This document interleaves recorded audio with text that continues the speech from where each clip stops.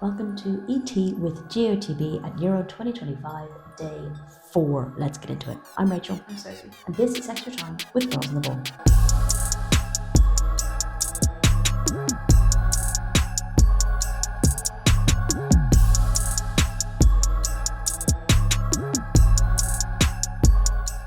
Well, I know we promised you a car park. We did, and we will most likely be doing tomorrow from a car park, I think. Definitely tomorrow.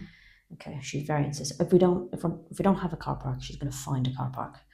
She's definitely committed to this. But tonight's game was in Zurich. We were 10 minutes from home.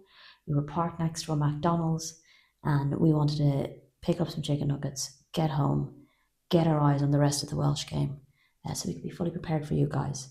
So we have come out to our little weird indoor-outdoor balcony. Don't look up at the spiders, Sophie. Sophie's pointed out the massive spiders on the ceiling, and I'm There's about 10 of them. just trying to not think about it now. Actually, this is actually maybe a few too many for me too. I'm normally okay with spiders, but they are freaking out a bit. I'm slightly concerned this is very echoey in here, so God, that one's moving a lot. Okay, let's get this done. This is definitely going to be a short, sharp episode. Okay, it's not like much happened today. Anyway, the footy, day 4. It was, of course, finally Group D, the last 4 teams to see play at Euro 2022, and it was, of course, the chance of England and Wales to get off the mark. Wales kicked us off in Lucerne, right? That's where they were playing the Netherlands. It ended 3-0 with Miedema, Palova and Bruchts scoring the goals there for the Dutch. A positive enough first half for Wales. They frustrated the Dutch, didn't really allow them to create too many clear-cut chances, which they would have been really pleased with until the kind of final minute of the half. Yeah, I mean, they did really well. They kept it quite compact. They were giving the Dutch plenty to think about in terms of trying to break them down. I think I said it before in preview that, the problem with the Welsh is that they don't have an out-and-out striker. So where maybe conversely you were seeing Poland have they had a bit of a different game plan, but they had a bit of more joy on the day before against Germany. I think for Wales, not having a target player in the box does really count against them, because they don't really, when they were going forward, Jess Fischer was normally the furthest forward, maybe Kerry Holland at times, but they're both running from midfield, so you don't have that out and out kind of presence in the box where they can really take the ball down and kind of convert. They're kind of running into the box rather than hitting the box, if that makes sense. Yeah. So on their rare kind of forays forward, more often than not, they were offside as well. And I think, yes, game plan is to make it really difficult for the other team to score, but if you haven't got that outlet, it makes it all the more tricky, and unsurprisingly then had 0 shots on target. We do have to give a little bit of love to Vivianne Miedema, scoring her 100th goal for the Netherlands in 126 appearances. She'd spoken in the previous game, she'd scored 2, and how she didn't want to score another one because her mum and her brother weren't there. So managed to get her goal in the first game at the Euros, which is a pretty incredible feat. Didn't I call it? You did call it, actually. I woke up this morning and said good scoring 100th goal. Yeah, wish I'd put some money on it, but no, but I think it's really a really good moment for her. A really nice goal, trademark Viv. The way that she fainted twice, and then not actually fainted, but fainted, fainted twice, and then hit it into the top bins.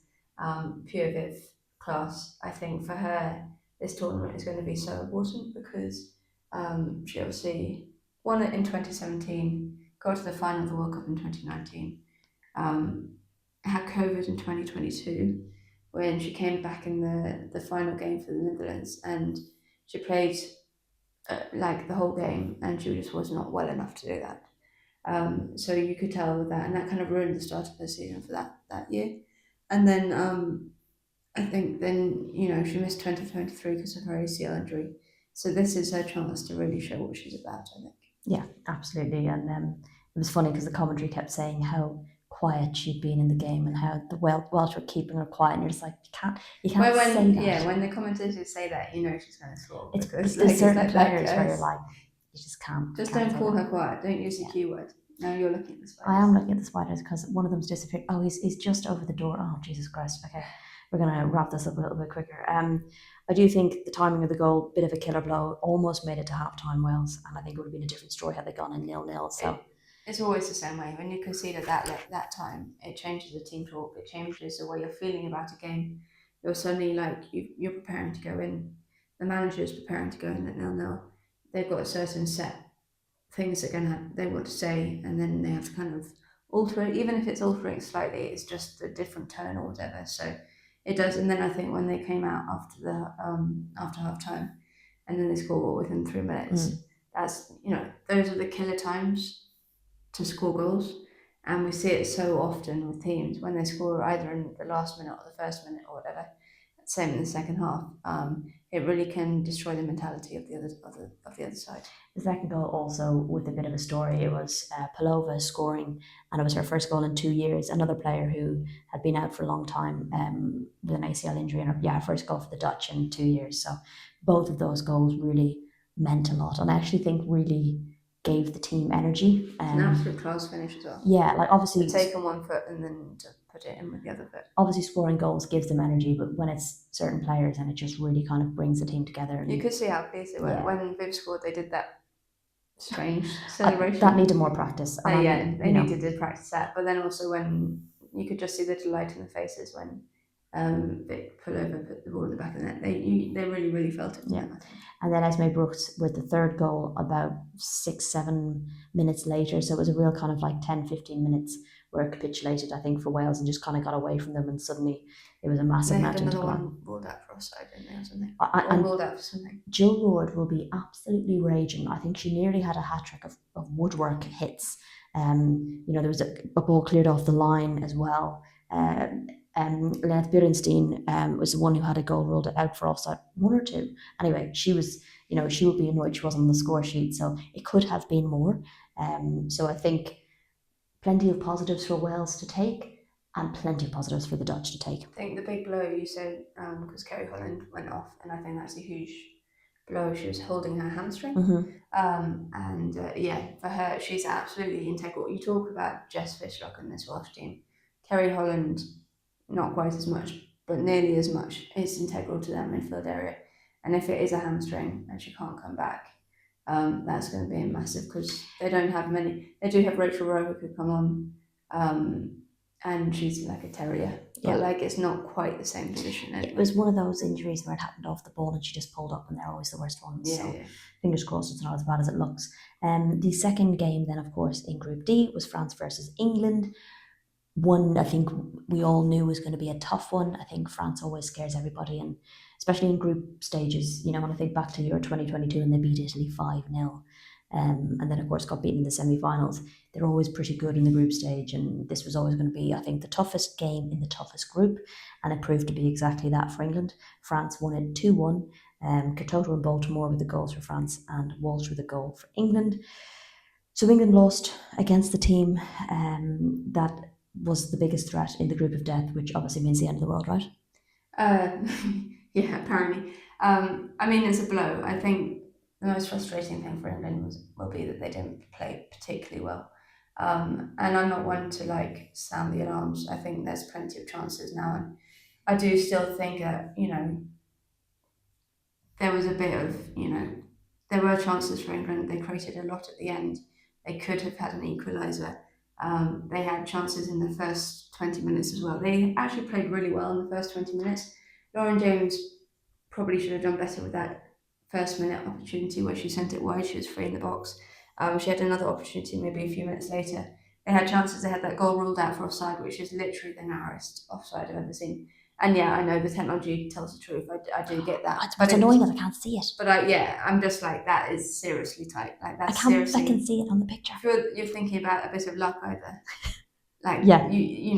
The luck isn't there for that one. Well, when people say, oh, well, France could have scored 4, and you're like, okay, well, England could have scored 1 and been ahead. So if we're going to do the coulda, woulda, shouldas, you kind of have to include both teams. So they had a really good 20 minutes, and then they kind of just lost their heads a bit after that. The momentum shifted. France kind of were like, we have had a lucky break here. We're going to go forward. They really, really pushed down England's left side. England's left side was a bit of a shambles throughout. Jess Carter struggled a bit. Georgia Stanway, for some reason, was playing on the left side of midfield, which you haven't seen all too often for England. she's normally on the right side or she drifts right. And she just looked really uncomfortable in that position. I would say Jess Carter struggled a lot, and I think we knew that the fullback areas were going to be targeted by France. And I think the issue that England have with both left and right back is they don't have many alternatives for Lucy Bronze, and at the left back they don't have a consistently well performing left back. And I think, when you play Carter and Carter doesn't play well, everyone says get Charles on, and when you play Charles and Charles doesn't play well, everyone says get Carter on. So to be fair, Charles did come on and look better. It's always been a problem position, but I think especially in that first half, Delphine Cascarino is having a brilliant season, and Kashuri as well. Maybe. Yeah, but I think just Cascarino down that right side for France was just particularly potent, and it was an England mistake that led to the first goal. It was Georgia Stanway not putting enough in the pass, and the most annoying thing when you watch it back is the pass was there, and you're just like an extra agony, and it just kind of summed up England's afternoon. They were sloppy lacking in attacks and intensity. They were sloppy in possession. They were not good off the ball. They weren't good on the ball. They weren't pressing right. They weren't breaking the press right. And it was just all over the place, I think. Obviously everyone focused a lot on, the fullback situations and the mistakes made in those goals, understandably. But for me, we knew that was going to be an area that France targeted. We spoke about that. I think what frustrated me the most were the things in England's control that were out of character, and that was the sloppiness in passing, the kind of lack of intensity at times, the passiveness at times. I think Serena Wiegman said it afterwards that they kept playing short passes and weren't breaking over the press, and they were now kept the two centre backs, Leah and Alex Greenwood, kept trying to pass the ball through the middle, and all too often it was being cut out, or the threading of the needle wasn't threading the needle, and then immediately have the turnover and France come at you again, and you just needed a bit of variety in that thinking. You need to go long a bit. You have a passer in Leah Williamson and Alex Greenwood, to be fair, who can switch the ball just like on a dime. They have the passing range to do that, so why not use it? And I understand that when you're having Alessia Russo up front, she's not the kind of, she comes in to collect the ball, she's not the kind of runner, but she can do that too.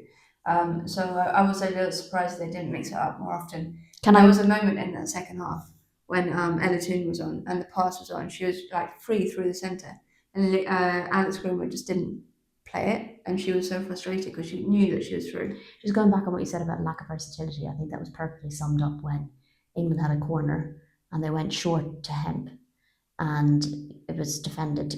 The shot was blocked behind. Yeah, and so they had another corner and they did the exact same thing again. Yeah, and they went short again to Hemp. It was successful the first time. No, but you talk about a lack of, then it didn't work because France expected it. So it just kind of summed up that you got to change things up a bit. Yeah, I think that was the frustration, was the stuff that was out of England's control. I think France did a very good job of capitalising down the wings, but also double teaming, pairing up together when England had possession, giving, particularly in midfield, very little time. There was a moment when Alessia Russo had the ball at the top of the box. She was surrounded by three French players. They were so on it. They were so quick, and it was really contrasting England's kind of lack of intensity. It was contrasted with France's intensity. I do think England are at the best when they're playing with speed, and I don't think they played with speed enough tonight. It was slow. They were being very slow on the ball. They were moving it slow. They were trying to build up, I guess, and be quite considered and then build up. But I think when England are at the best, and it showed with the goals, when they suddenly have that burst of pace, they have some sort of impetus. And Lauren James provided a bit of it in the first half, but she's not fit enough to do 90 minutes. So there was triple subs at 60 minutes. I think that made an impact. I think England did well to not capitulate in the second half. And obviously France did have chances, but so did England. I thought, Clinton coming on did well, Toon coming on, and I thought Michelle Adjumang probably would have given her an extra 5 minutes. Bring her on at 75. Yeah. Go to 3 at the back at 75. Be brave. Be brave, and then you never know what happened. But she changed the game for England. She put the frighteners up.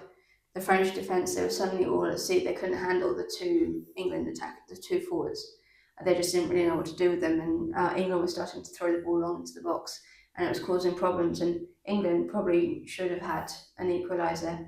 I really thought Michelle scored. Me too. I was like, when she was in the box, she was like, 8 yards out? It was at an angle, and I thought that's going in the back of the net, but there was that last stitch block. There was a clearance off the line. Pretty sure Toon had 2 shots blocked. So there were a series of chances, but I think England just turned it on a little too late. You make that change in 75 minutes, you have 15 minutes to work with. You change the intensity for longer. Yeah. Will the Netherlands and Wales be rubbing their hands together seeing that result? Or do you think England, it's the kick up the bum England need to get their act together? Maybe a bit of both. I think none of these teams are complacent. They know that England on their day can beat them.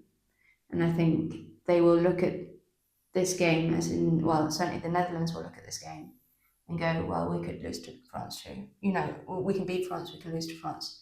I don't think they will be looking at the. I mean, it's obviously an advantage for the Netherlands to have won their first game, for France to have won the first game. But I don't think for any second they'll think it's done and dusted now that they've got an easy way. Wiegman will be raging because it has ended her run unbeaten at a Euros, but all good things must come to an end, and that is a pretty difficult thing to sustain. It was going to happen eventually. It means Group D, the Netherlands will be top of the group on goal difference, France in second, while England and Wales will be bringing up the rear. Tomorrow we're heading off to Seoul. Is that how we pronounce it? Yes. We think. Looks very, very beautiful. It is a bit of a trek away, but we'll be watching Group A, which is Finland versus Norway. We've seen all teams play now, which I think is nice as well. So that's good. We have a bit of an idea of where teams are, and a bit of concern for England. France looks sharp. Germany are, can be got at. Poland look decent. It's I still don't know what the hell's going to go on in Group A. But tomorrow we'll help with that. It's interesting now because teams are warm. So how do they warm into a tournament? As you say, will that give England the kick up the bum that they need?